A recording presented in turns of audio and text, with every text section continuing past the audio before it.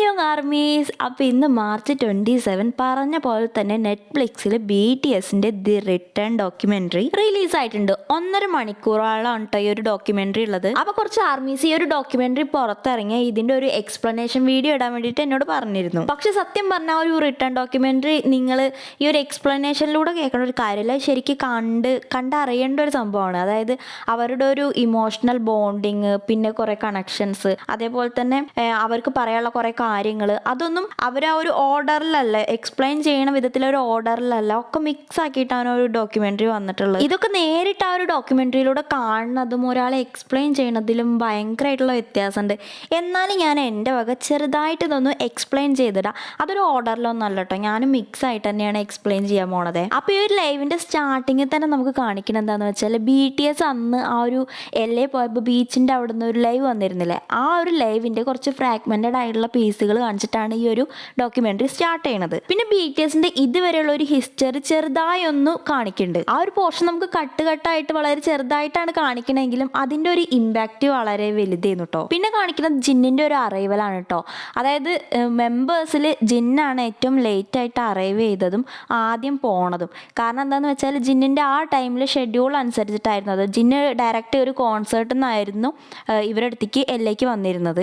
അത് കഴിഞ്ഞിട്ട് ജിന്ന് റിട്ടേൺ ചെയ്തതും നേരത്തെയാണ്. ആ ഒരു ടൈമിൽ ജിന്ന് ഫസ്റ്റ് മിലിറ്ററിയിൽ നിന്ന് വന്നതുകൊണ്ട് തന്നെ ഒരുപാട് ഷെഡ്യൂൾ ജിന്നിനുണ്ടായിരുന്നു. ഇനി നമുക്ക് ജിന്നിൻ്റെ ഈ ഒരു ബിസി ഷെഡ്യൂളിൻ്റെ ഇമ്പാക്റ്റ് ജിന്നിൻ്റെ ആ അപ്പിയറൻസിലും അവിടെയുള്ള ആ ഒരു ഇതിലും നമുക്കറിയാം. കാരണം എന്താ, ജിന്ന് അത്രത്തോളം ആക്റ്റീവ് അല്ല. ത്രൂ ഔട്ട് ദി ഡോക്യുമെൻ്ററി ജിന്ന് കുറച്ചൊരു ഡൗൺ ആണ് ആള്. കാരണം എന്താണെന്ന് വെച്ചാൽ തിരക്കുന്ന് വന്നിട്ട് വീണ്ടും ഒരു തിരക്കിക്ക് പെടുകയല്ലേ. അപ്പോൾ ഒരു ടൈം ഗ്യാപ്പ് ഒന്നും കൊടുക്കാത്തതുകൊണ്ട് തന്നെ ആ ഒരു എക്സ്പോഷൻ ആളെ മുഖത്ത് നമുക്ക് കാണാം. അതേപോലെ തന്നെ ഷെഡ്യൂൾ അനുസരിച്ച് ജിന്ന് തൻ്റെ ഒരു സോളോ ടൂറിലായിരുന്നു ആ ഒരു ടൈമിങ്ങിൽ. അപ്പോൾ അതുകൊണ്ട് തന്നെ ജിന്നിന് ഈ ഒരു അരിരങ്ങിക്ക് വല്ലാത്തൊന്നും കോൺട്രിബ്യൂട്ട് ചെയ്യാനും പറ്റിയിട്ടില്ല. അങ്ങനെ പിന്നെ മെമ്പേഴ്സ് എല്ലാവരും കൂടെ ആ ഒരു ന്യൂ സോങ്ങിനുള്ള പ്രിപ്പറേഷൻ തുടങ്ങുകയാണ്.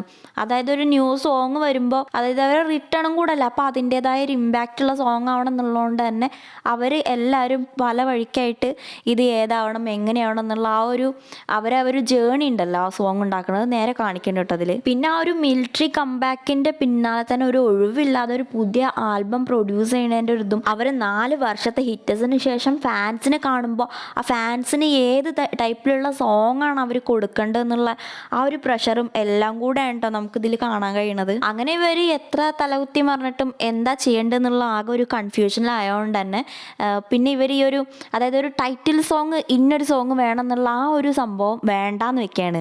ഹോബി പറയണത് നമ്മളൊരു ജസ്റ്റ് ഫണ്ണായിട്ട് ഇത് എടുത്തിട്ട് നമുക്ക് അങ്ങനെ ചെയ്യാം, അല്ലാതെ ഒരു ടൈറ്റിൽ സോങ് ഇങ്ങനെ വേണം, നമ്മൾ കുറേ ഡിമാൻഡൊക്കെ വെച്ച് കഴിഞ്ഞാൽ ശരിയാവില്ല. അപ്പം നമുക്കതൊരു ഫണ്ണായിട്ട് ചെയ്യാന്നുള്ളതിൽ മെമ്പേഴ്സ് എല്ലാവരും കൂടി അങ്ങനെ തീരുമാനം എടുത്തിട്ട് ഈ ഒരു ആൽബത്തേക്കുള്ള സോങ്സ് പ്രിപ്പയർ ചെയ്യാൻ സ്റ്റാർട്ട് ചെയ്യാണ്. ഇനി ഇതിൻ്റെ ഇൻബിറ്റ്വീനായിട്ട് BTSന്റെ പേഴ്സണൽ ടൈംസ്, അവരുടെ ഫണ്ണ് ഒക്കെ കാണിക്കുന്നുണ്ട്. അവർ ബീച്ചിൽ പോണത്, അതേപോലെ തന്നെ സ്വിമ്മിംഗ് പൂളിൽ കളിക്കണത്, അതേപോലെ ആർമിൻ്റെ സാക്സോഫോൺ പ്ലേയിങ്, പിന്നെ BTS അവരുടെ ഓൾഡ് വീഡിയോസ് ഒക്കെ കണ്ടിട്ട് ആ ഒരു മെമ്മറി ഒക്കെ ഇങ്ങനെ എന്താ പയവിറക്കാന്ന് പറയൂലേ, ആ ഒരു സംഭവം. അങ്ങനെ കുറേ സംഭവങ്ങൾ ഇതിൻ്റെ ഇൻബിറ്റ്വീൻ ഇങ്ങനെ കാണിക്കണ്ടേ. അതുപോലെ അവർ ഈ ഒരു ആൽബത്തിന് അരിരങ് എന്നുള്ള ടൈറ്റിൽ എടുക്കാനുള്ള ആ ഒരു റീസൺ ഈ ഒരു ഡോക്യുമെന്ററിയിൽ കാണിക്കുന്നുണ്ട്. ബിഗ് ഹിറ്റിലെ എക്സിക്യൂട്ടീവ് ക്രിയേറ്റീവ് ഡയറക്ടർ ആയിട്ടുള്ള ലീബിയോ ആ ഒരു കൊറിയൻ സ്റ്റുഡൻസിന്റെ സ്റ്റോറി ഉണ്ടല്ലോ, 1896 ഹവാർഡ് യൂണിവേഴ്സിറ്റി പോയിട്ടുണ്ടായിരുന്ന ഒരു ഗ്രൂപ്പ് ഓഫ് സ്റ്റുഡൻസിന്റെ ആ ഒരു സ്റ്റോറി ഉണ്ടല്ലോ, അവർ പാടിയിട്ടുള്ള കൊറിയന്റെ സെക്കൻഡ് നാഷണൽ ആന്തം എന്നറിയപ്പെടുന്ന അരിരങ്ങിനെ കുറിച്ചിട്ട് പറഞ്ഞിട്ട് ഈ ഒരു അരിരങ്ങിന്റെ മീനിങ് വെച്ചിട്ട് ഫാൻസും BTSും ആയിട്ടുള്ള ഒരു കണക്ഷൻ വെച്ചിട്ടൊക്കെ ഈ ഒരു ക്രിയേറ്റീവ് ഹെഡ് ഐഡിയ കൊടുക്കുകയാണ്. അങ്ങനെ ഈ ഒരു അരിരങ് ഇവരെടുത്തെങ്കിലും ഇതെങ്ങനെ ഈ ഒരു സോങ്ങിൽ ഈ ഒരു ആൽബത്തിൽ ഫിറ്റ് ചെയ്യണം എന്നുള്ള കാര്യത്തിനെ കുറിച്ച് കുറെ ചർച്ച നടക്കുന്നുണ്ട്.